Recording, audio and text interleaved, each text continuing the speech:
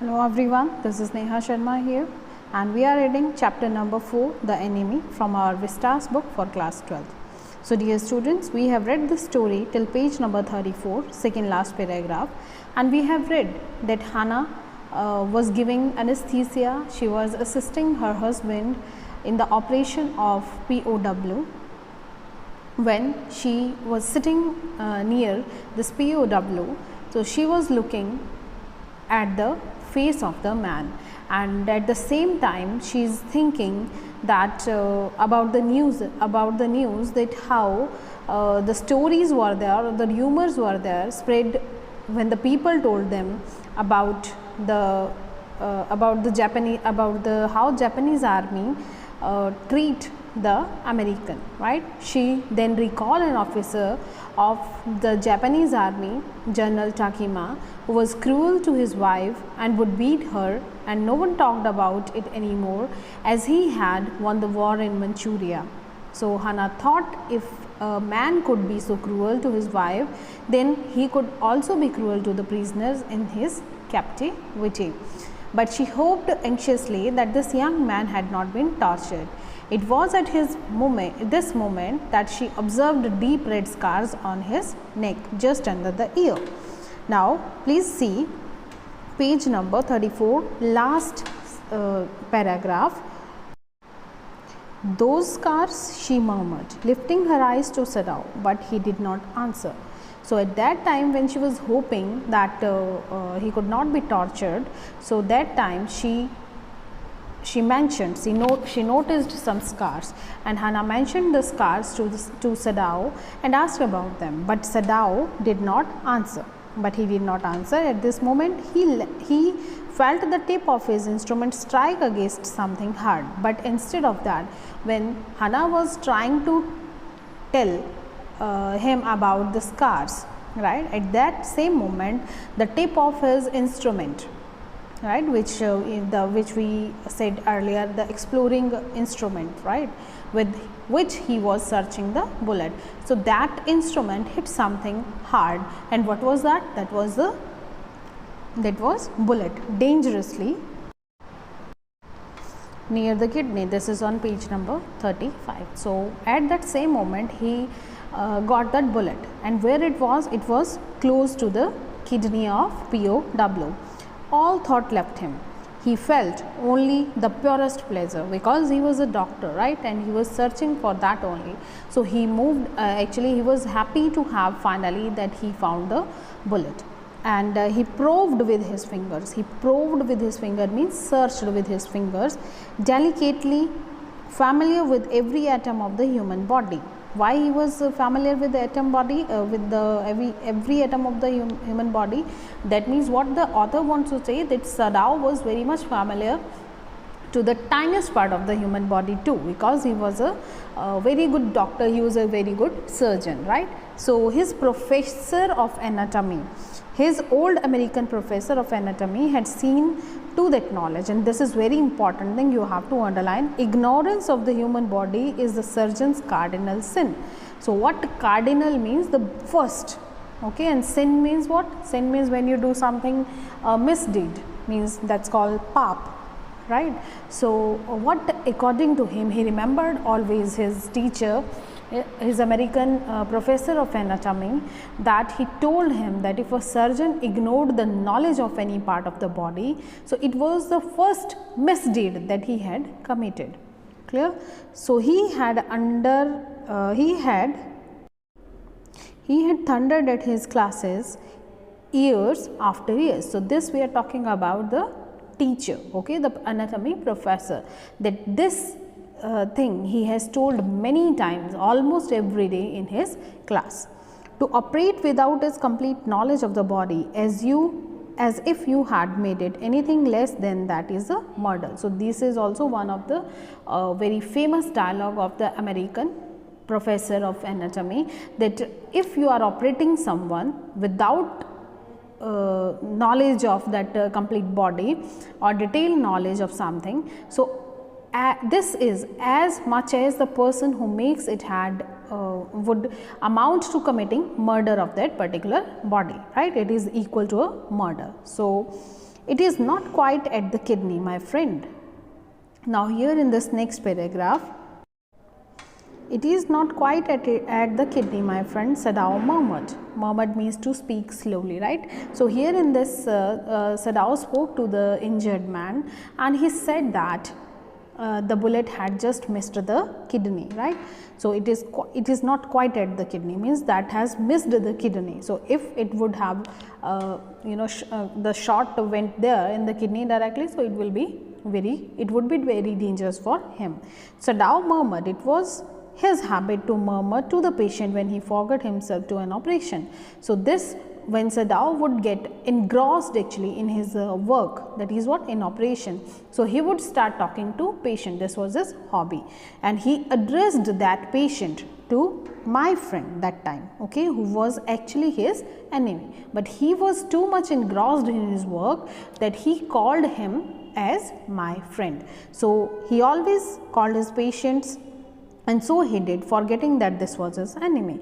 This time he forgot that to whom he is operating, he is not his friend, but he is one of his enemies. So then quickly, with the cleanest and the most precise of the incisions, this precise means what? Precise means accurate, okay, exact. And incision is what? That surgical cuts are called incisions.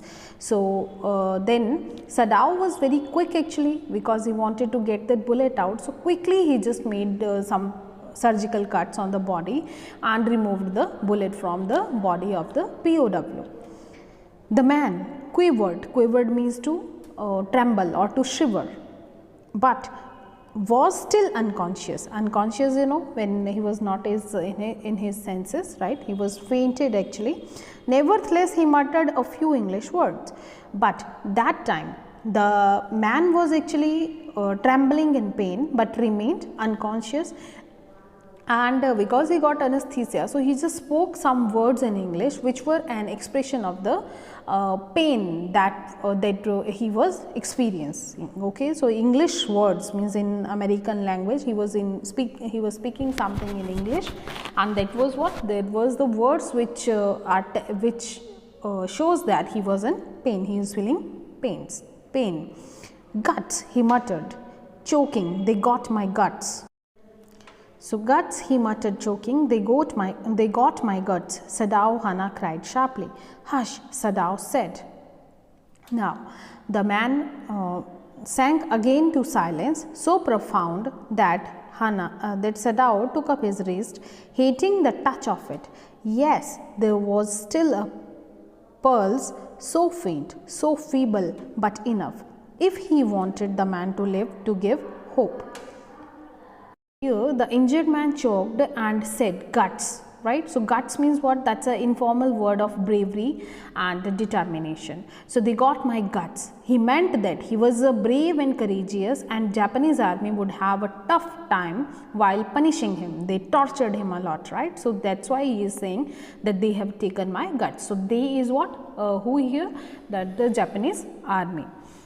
And upon hearing him, Anna cried out to Sadao, and Sadao hushed her to keep quiet, because the man that time was actually when this he spoke that. So when Sadao held his wrist to check his heartbeat, he was checking if the man was still alive. So his pulse was there, although it was very weak. Sadao thought that it was enough for a person who had a desire to live. There was still hope that the man would survive. But suddenly, I do not want this man to live, he thought. Now again he is in the curiosity once again. So he said that actually he was sure that he did not want the man to live, right? But he was in dilemma. So why he treated him? Why he operated on him? So that was a time of curiosity, confusion once again for him. No more anesthetic, he told Hana. He turned as swiftly as though he had never paused him from his medicines and all that, and he told Hana that his anesthesia, whatever the medicine was given him, right, that was not working right now. He told Hannah. He turned as swiftly as though he had never paused, and from his medicines he chose a small vial, and from it filled a hypodermic and thrust it into the patient's left arm. So what he did here, right? So he vial is what? It's a small container actually of the where the some injection or the liquid medicine is kept, right? So that is called vial. Okay, it's especially made up of glass, and hypodermic is a syringe, right? And thirst means to push. Clear? So what he did here at this time, Sadao stopped Hannah from administering that anesthetic, and he turned quickly and chose a small bottle from the medicine. He filled a syringe with the medicine from that vial and pushed the vaccine into the man's left arm. Then putting down the needle, he took man's wrist again. When he just gave him that medicine, that vaccine, so he placed the needle down and held the man's wrist once again to feel the pulse. The pulse under his fingers fluttered. Fluttered means trembled, okay, but not constant actually. So that was fluttering. The pulse shivered, you can say, once or twice, and then improved. So this man will live in spite of all, he said to Hannah, and sighed. So at that time he just took a breath, deep breath you can say, as he told Hannah that the injured man would live.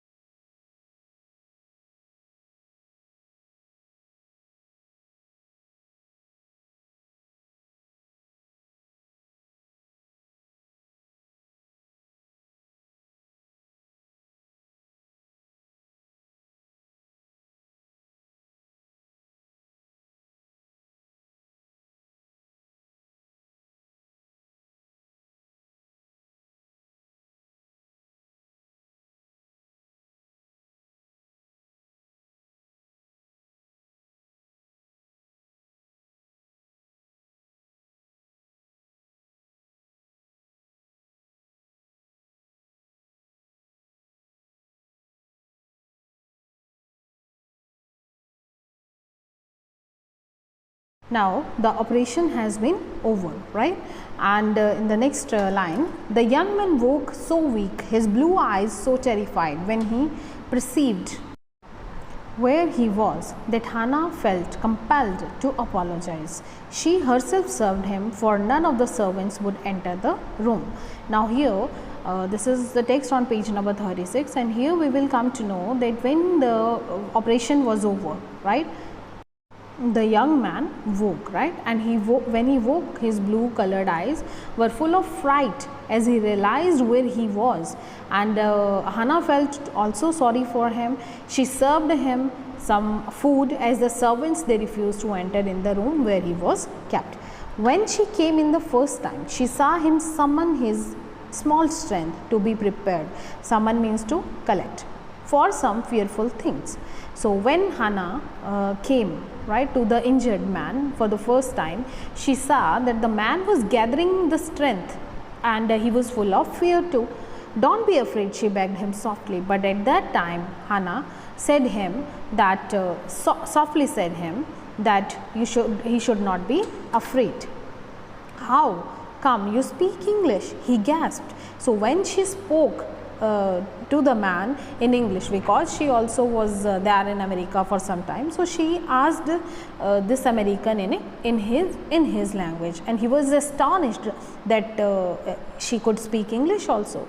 So I was a long time in America, she replied. So at that Hannah replied that she was living in America for a long time, and she saw that he wanted to reply to that, but he could not, and so she knelt and fed him gently from the Proclaim spoon.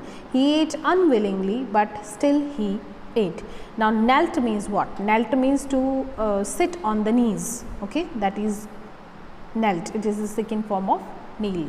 So that is knelt, and fed him gently from the Proclaim. Proclaim is a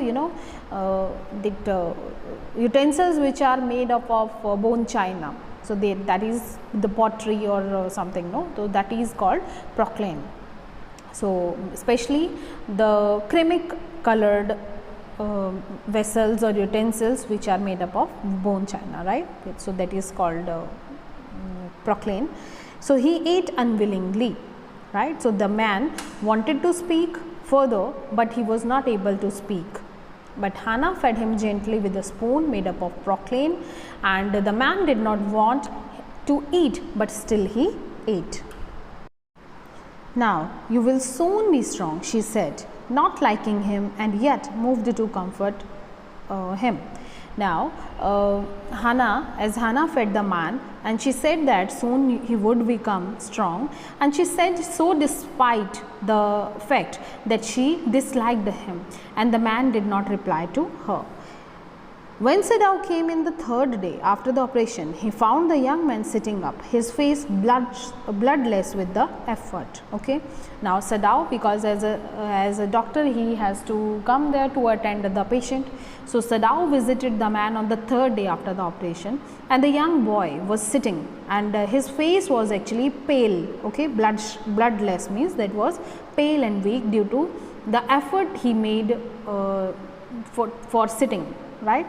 So lie down, Sadao cried. Do you want to die? He forced the man down gently and strongly and examined the wound. Now you can notice here in this point, he just cried or shouted on him, or he chided him that you are sitting and do you want to die? Don't you want to live? Okay. And on the other hand, he shows that he doesn't want that this man should live, right? But here he is actually concerned about him. So he screamed at him and he ordered him to lie down. He said that the man would die if he stressed himself. You may kill yourself if you do this sort of things, he scolded. Okay, so you can kill himself. And with this he forced the man down gently and strongly and examined the wound. You may kill yourself if you do this sort of thing, he scolded. So here Sadao forced him down and inspected the wound that he had operated upon. He scolded the man that he could die if he tried to exert himself. What are you doing to do with me? The boy muttered, right? He looked just now barely 17. Are you going to hand me over? Now at this moment the boy or this POW asked the doctor that what would he do with him now. And it seemed that the boy was hardly 17 years old, and he asked Sadao that would he hand him over to the Japanese army,